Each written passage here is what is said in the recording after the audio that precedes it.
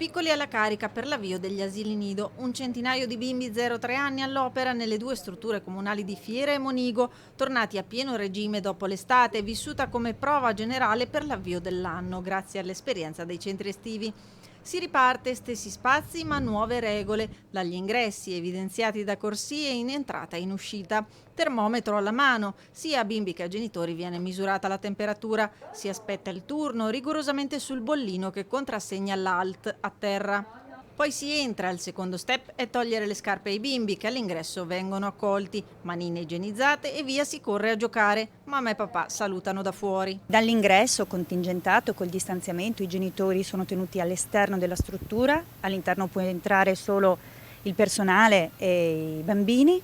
All'adozione del disinfettante ovviamente il personale ha tutti i dispositivi. Essendo bambini dai 0 ai 3 anni loro ovviamente non sono tenuti all'utilizzo della mascherina e dei vari dispositivi di protezione. Adeguamenti che vanno dal personale in più all'acquisto di dispositivi di sicurezza, igienizzante e ore supplementari per le pulizie, quantificabili in 10.000 euro in più al mese a carico dell'amministrazione. Regole semplici che sia genitori sia educatori hanno ormai recepito nei mesi estivi, grazie anche ai corsi ad hoc dell'ULSS.